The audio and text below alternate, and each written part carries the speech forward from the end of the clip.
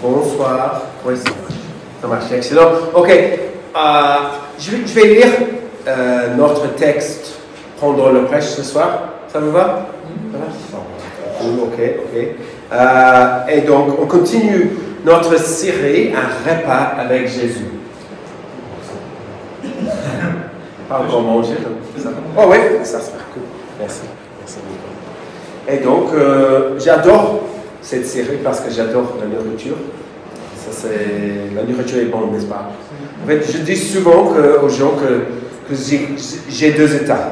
Je mange et je veux manger. Ça, c'est bon, mes états. Et en fait, j'adore les mariages, pas tant pour la romance, l'amour et tout ça, mais plutôt pour la réception. Et j'ai été à un mariage hier, en fait, mais je n'ai pas été sélectionné pour la réception. Mais ça va, le vin d'honneur, ça me suffit. J'étais là, j'ai beaucoup profité, crois-moi, donc ça va. Donc la nourriture, c'est bien, mais il y a 3 repas dans notre texte ce soir. Et donc, c'est un texte préféré, c'est pas mal.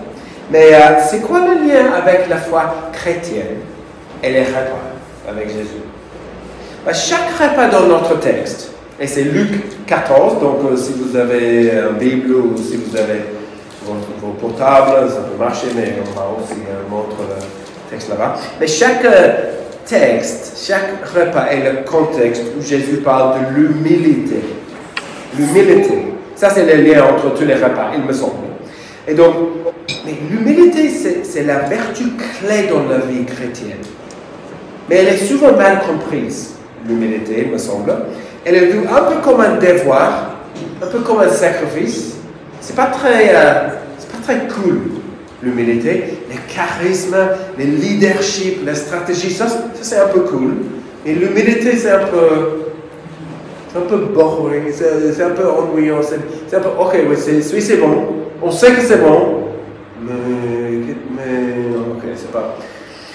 Mais en fait, elle est cruciale. Et il me semble que la plupart de nos problèmes viennent de notre manque d'humilité, en fait.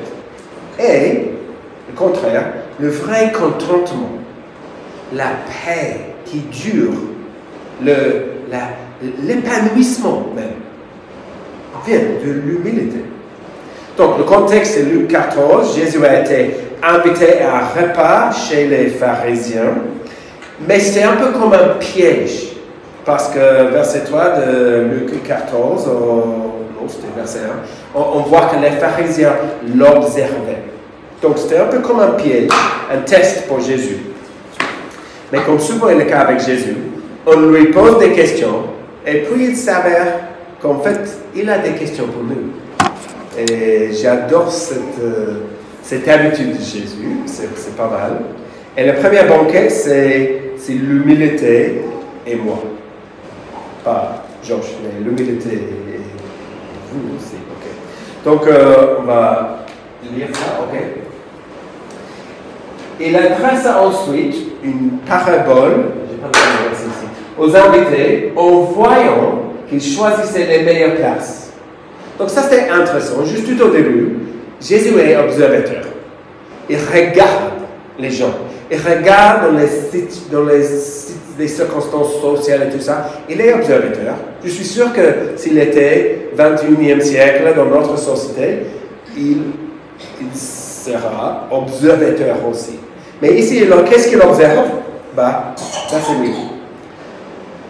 Il a observé en voyant qu'ils choisissaient les meilleures places. Donc ils étaient entre eux. Il y avait un peu de compétition pour les places dans un banquet. Il dit verset 8. Lorsque tu es invité par quelqu'un des noces, ne te mets pas à la meilleure place, de peur qu'il y ait parmi les invités une personne plus importante que toi, et que celui qui vous a invité, l'un et l'autre, ne vienne te dire « Laisse-lui ta place !» Tu auras alors la honte, et ça c'est la marche de honte, à mon avis, la honte d'aller occuper la dernière place. Mais, lorsque tu es invité, va te mettre à la dernière place. Afin qu'au moment où celui qui t'a invité arrive, il te dise « Mais mon ami, monte plus haut !» Alors tu seras honoré devant tous qui seront à table avec toi. Ben, nous avons toujours ce genre d'organisation lors des mariages. Comme j'imagine hier à la réception, je n'étais pas là. Je ne suis pas mère, mais je n'étais pas là. Mais afin d'éviter des empressements dans la réception, n'est-ce pas, une émeute peut-être pour trouver les meilleures places. Maintenant, nous mettons des étiquettes, n'est-ce pas, Joshua et tout ça. Et donc les tables les plus proches du couple sont les meilleures, n'est-ce pas, dans une réception. Et c'est comme est le cas ici. Moi, je me trouve toujours à la table très loin. C'est comme moi. Presque dans une autre salle. Encore une fois, je ne suis pas mère. Au moins, elle est près des toilettes. C'est pas mal. Mais ça, c'est... Mais pourquoi Jésus a raconté ça semble être un bon conseil social, n'est-ce pas? Ok. Mais est-ce que c'est juste un bon protocole de banquet? Qu'est-ce que c'est? Commencer par, puis monter plus haut. Verset 11, le dernier verset. Je n'ai pas lu ce verset? Non, c'est ça. En effet, toute personne qui se lève sera abaissée, et celui qui s'abaisse sera élevé.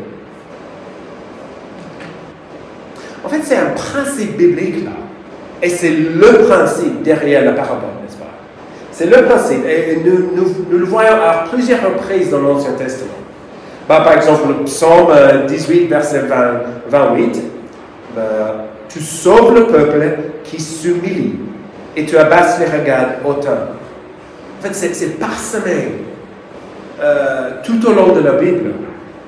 Même les leaders dans la Bible, comme Moïse, est connu pour l'humilité. Nombre 12, verset 3. Moïse était un homme très humble, plus humble que n'importe quel homme à la surface de la terre. Donc c'est très important l'humilité. Jésus, Matthieu 11, verset 29, dit que Jésus est doux et humble de cœur. Et donc, l'humilité est très importante tout au long de la Bible. Et Jésus ici, il est observateur, il a noté leur poursuite, n'est-ce pas? Leur recherche pour les meilleures places dans un banquet. Mais on peut voir le même recherche, la même poursuite partout dans nos vies, dans chaque situation sociale. On le voit parmi les jeunes qui veulent être connus, qui veulent être influenceurs. Maintenant, c'est un des métiers que les jeunes veulent arriver. Ils veulent être influenceurs. Moi, je ne comprends pas exactement ça, mais peut-être je commence à vieillir, je ne sais pas. Chanteur, star, mais ça c'est assez. Mais on le voit dans la vie active souvent. Quand on pense, quand on rêve un peu pour notre vie, on rêve pour notre vie. Et souvent, ça arrive pour moi quand je pense, j'aimerais bien être à leur place. Qu'est-ce que je ferais si j'étais dans leur place, si j'étais là, devant les gens? On le voit même juste dans une conversation, un à un, quand on accapare la parole, quand on prend la parole. Et on adore faire rire les gens, et ça, on aime bien parler de nous-mêmes. Et honnêtement, parfois, il me semble, je parle que de chez moi, mais j'imagine que c'est le cas pour beaucoup de monde, il semble qu'il y a un logiciel qui fonctionne dans nos têtes, n'est-ce pas? Qui, dans une conversation, qui nous dit, comment axer la conversation pour moi? Est-ce que c'est que moi qui ai un logiciel comme ça, qui dans une conversation quelque part, et tu penses, qu'est-ce que je dis? Ah oui, j'ai une liste. Ah oui, ok, ouais, je sais ça. Et c'est un peu le contraire de l'humilité.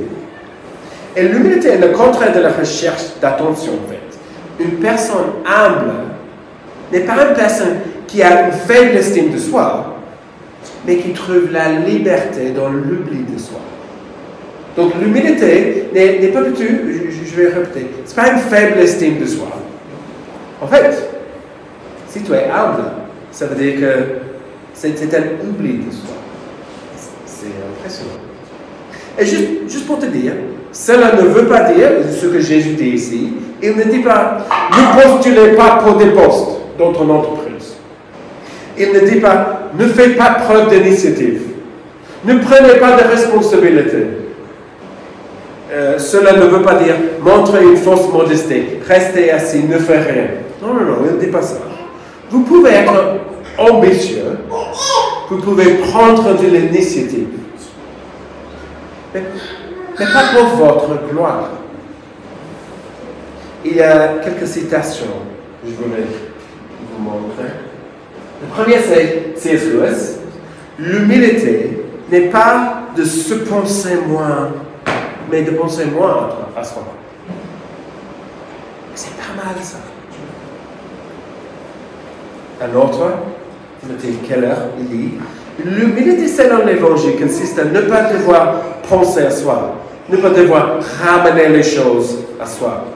C'est la fin des pensées telles que je suis dans cette pièce avec cette personne. De quoi ai-je l'air? Est-ce que je suis ici à ma place? On a souvent des pensées comme ça. Mais la véritable humilité selon l'Évangile signifie arrêter d'associer chaque expérience, chaque conversation avec moi-même. En fait, j'arrête simplement de penser à moi. La liberté dans l'oubli de soi. Le repos béni que seul l'oubli de soi apporte. Et donc, c'est ça que je veux souligner ce soir pour nous. Il y a une vraie liberté dans l'oubli de soi. Ça nous aide à voir les choses plus clairement. Parce que je n'ai pas de motivation mixte.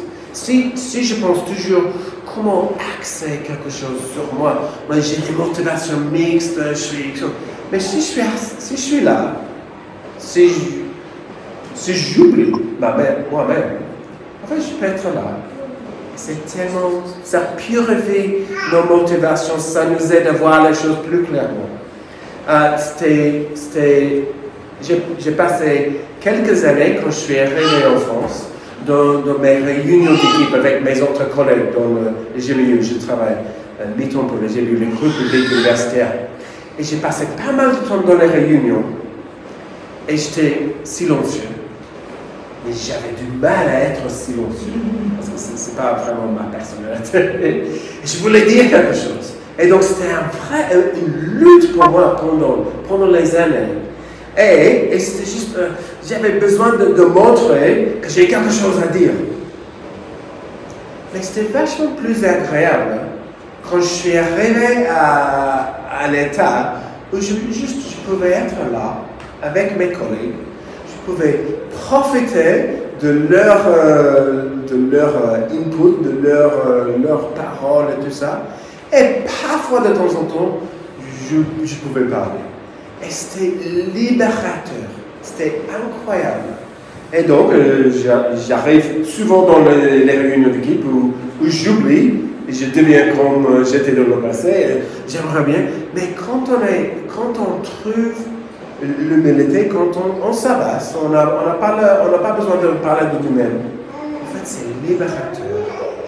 Et ça, c'est l'humilité en nous. Je voulais juste vous poser une question. Dans quelle situation sociale pouvez-vous mettre en pratique ce conseil? Jésus a parlé pendant un banquet.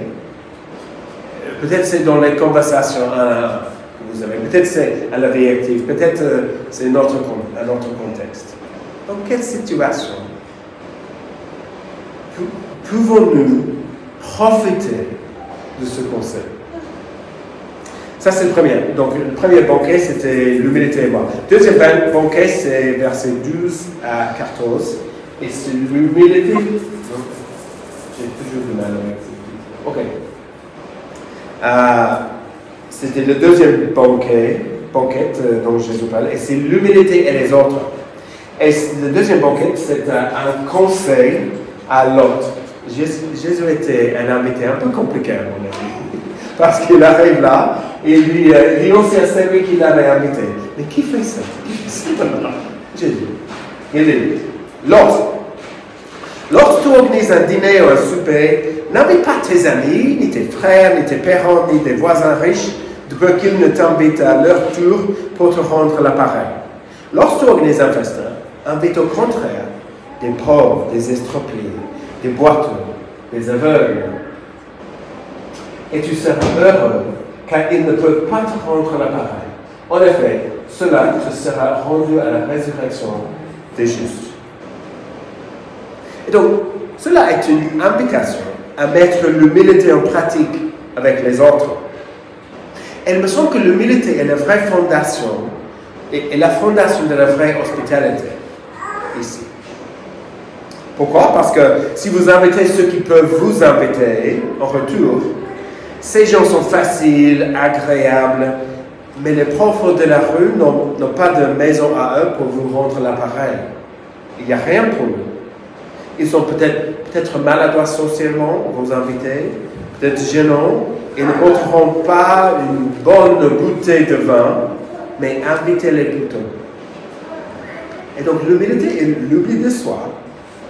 Et donc, ça c'est le conseil de Jésus pour notre hospitalité. Et juste avant de creuser ça un peu plus fort, juste une petite parenthèse. On rate l'aspect bizarre de ce que Jésus dit ici. Il dit, prends soin des pauvres.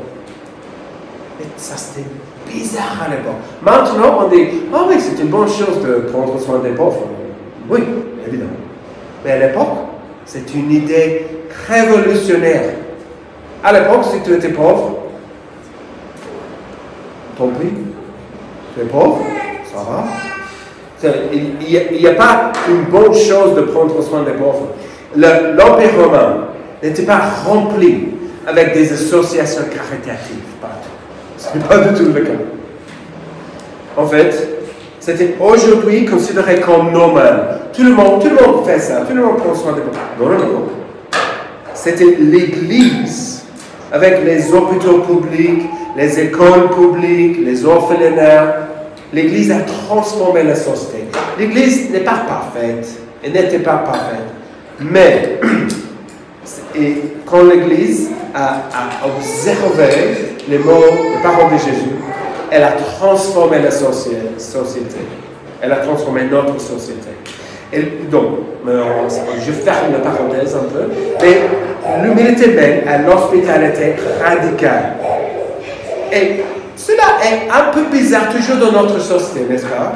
C'est bizarre parce que notre société est très individualiste et on a l'habitude d'inviter seulement les amis ou notre famille. Et si vous faites cela, nous serons un peu bizarres si nous invitons nos voisins, même les inconnus chez nous.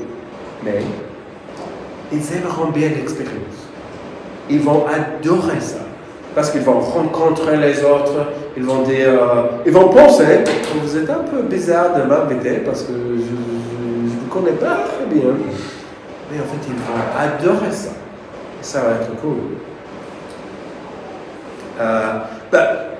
Parfois, on peut penser, est-ce que Jésus est vraiment sérieux ici? Est-ce que Jésus ne peut pas dire cela car cela signifierait qu'il n'y aura pas de repas d'église, plus de réunions de famille.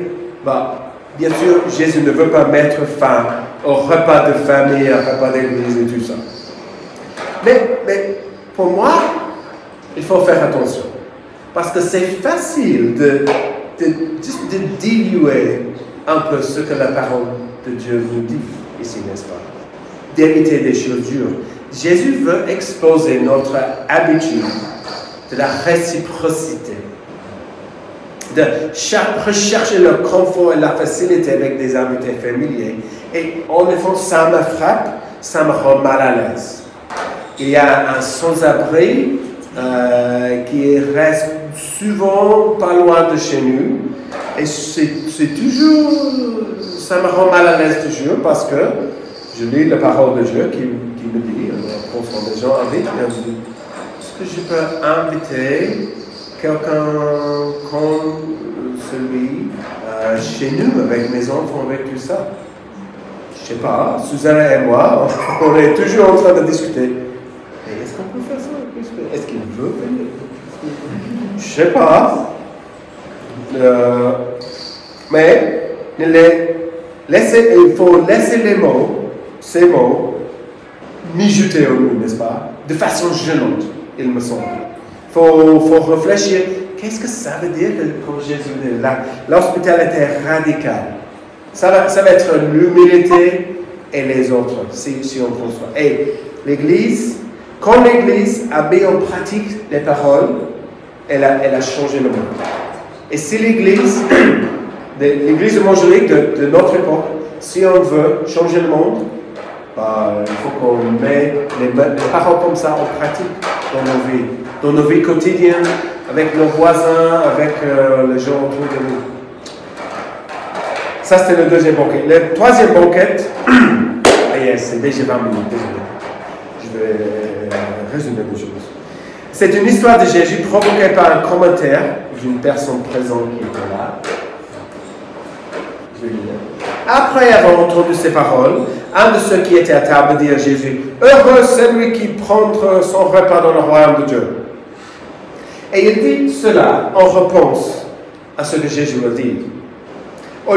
Il me semble, au lieu de se questionner, de dire, « Oh, wow, ok, de s'interroger, en fait, il a confiance en lui-même, de manger dans le royaume de Dieu, il me semble.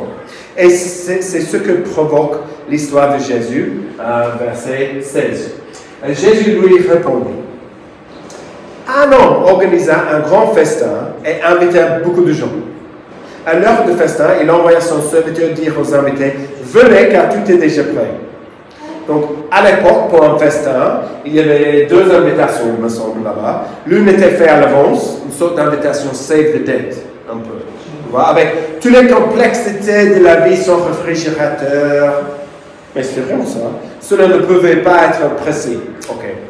Donc, l'autre invitation était faite lorsque tout était prêt. Ok. Il envoyait ses serviteurs dire aux invités, venez car tout est déjà prêt. Ok. Et puis, donc il a fait tout ça, venez car tout. Et puis, verset 18, ils arrivent des excuses. Et ils sont vraiment des mauvaises excuses ici. Verset 18. Tous sans exception se mirent à s'excuser. Le premier lui dit, j'ai acheté un champ et je suis obligé d'aller le voir. Excuse-moi, je t'en prie. Et vous ne l'avez pas vu avant de l'acheter? Le champ va nulle part. C'est de la poussière. Ça peut rester, ça va. Mais, ok, ça c'est la première excuse. Deuxième excuse, verset 19. Un autre dit, j'ai acheté 5 paires de bœufs et je vais les essayer. Excuse-moi, je t'en prie. Encore une fois, vous les avez achetés sans les regarder? Vous avez fait confiance aux photos de Le Bon Coin? Qu'est-ce que tu fais? Il faut vraiment regarder avant d'acheter. Ou verset 20. Un autre dit, je viens de me marier, c'est pourquoi je ne peux pas venir. Il n'y a même pas, excuse-moi, je t'en prie, pas d'excuse. Je viens de me marier. Oui, évidemment, parce que aucune femme n'aime aller à une fête dans une nouvelle robe. Oui, c'est ça. Mais les excuses sont vraiment de mauvaises excuses ici. Et le maître dit, ceux qui rapportent ces paroles à son maître, alors le maître dit la maison en colère à son serviteur, va vite sur les places et dans les rues de la ville et amène ici les pauvres, les estropiés, les aveugles et les boiteux.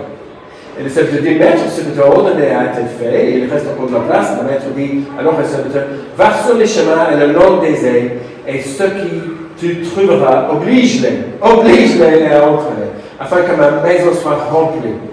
En effet, je vous le dis, aucun de ces hommes qui avaient été invités ne goûtera de mon festin. Et donc, le maître est Dieu, le banquet est le royaume de Dieu. Et c'est une petite parabole sur l'Ancien Testament, n'est-ce pas? Le Dieu d'Israël qui invite son peuple, Israël par ses serviteurs, les prophètes, mais qui est rejeté par beaucoup d'entre eux, qui invite ensuite les déchets, les rejetés de la société juive, les malades, les pauvres, les infirmes, et qui invite ensuite même les étrangers, même les Grecs, même les non-juifs à venir.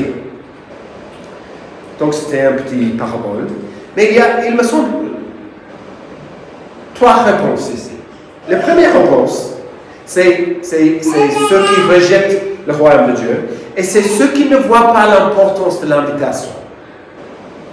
Donc, première réponse, j'ai dit que leur excuse était mauvaise, mais elle n'était pas mauvaise en elle-même. N'est-ce pas? Elle n'était pas, j'ai le fait de drogue à régler, donc désolé, je ne peux pas venir. Non, en fait, elles sont légitimes, mais pas lorsqu'elles sont mises en balance avec l'importance de cette invitation.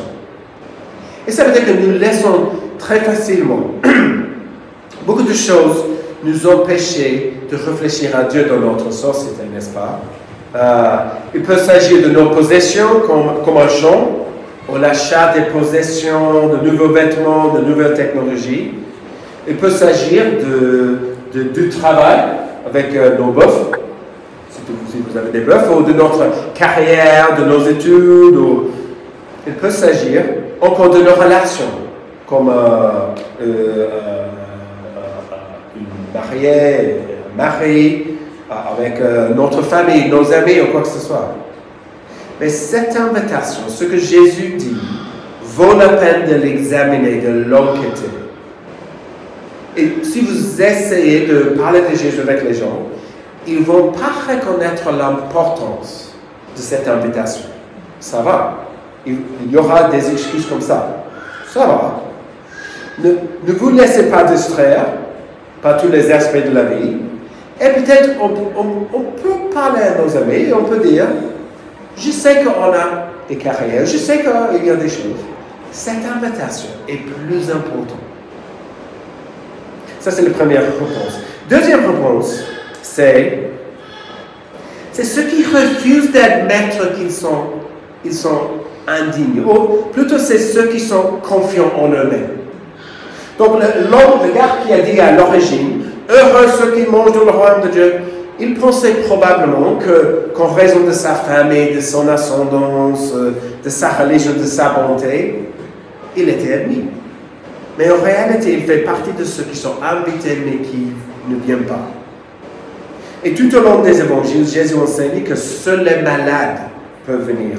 Seuls ceux qui sont impuissants, comme les enfants.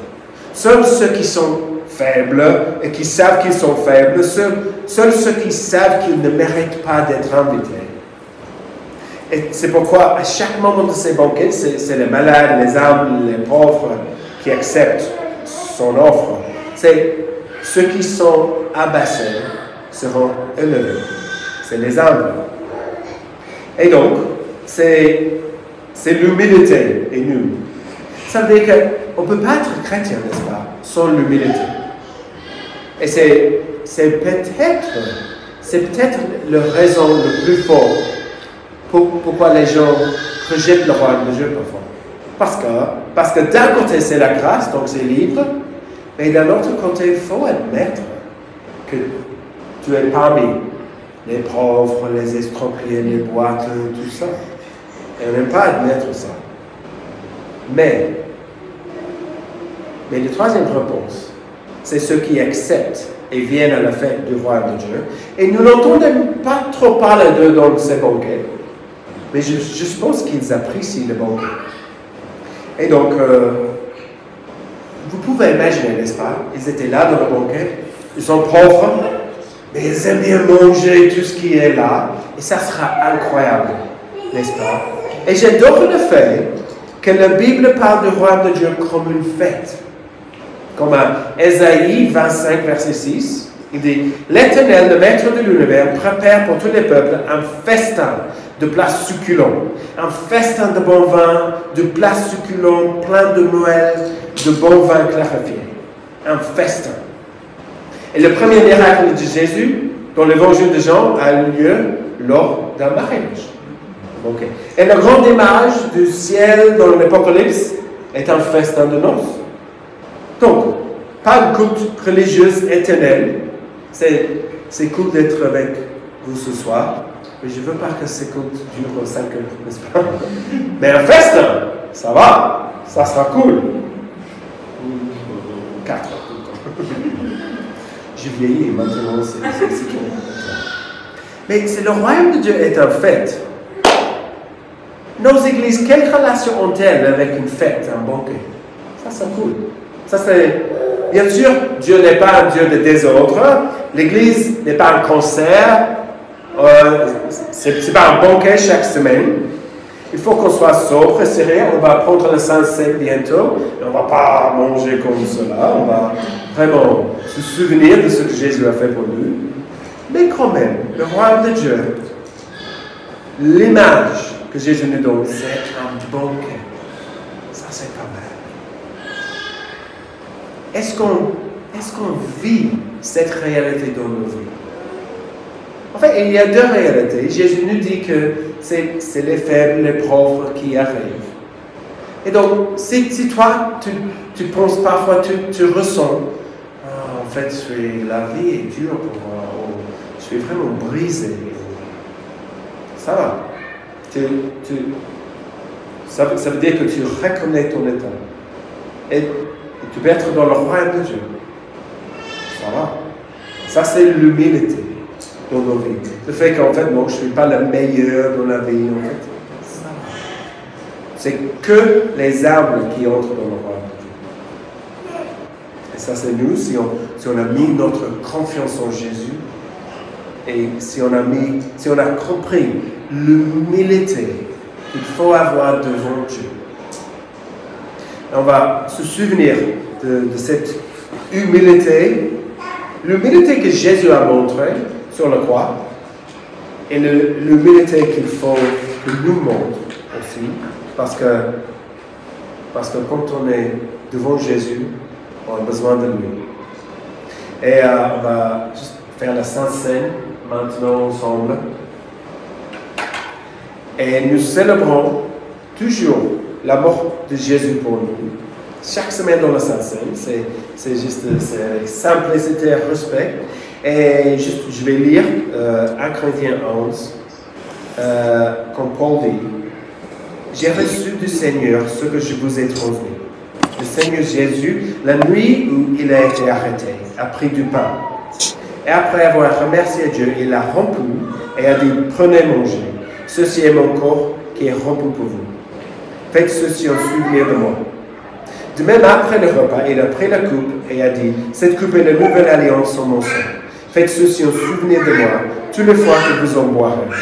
En effet, toutes les fois que vous mangez ce pain et que vous buvez cette coupe, vous annoncez la mort du Seigneur jusqu'à ce qu'il vienne. » Donc Jésus a dit, « Faites ceci en souvenir de moi. »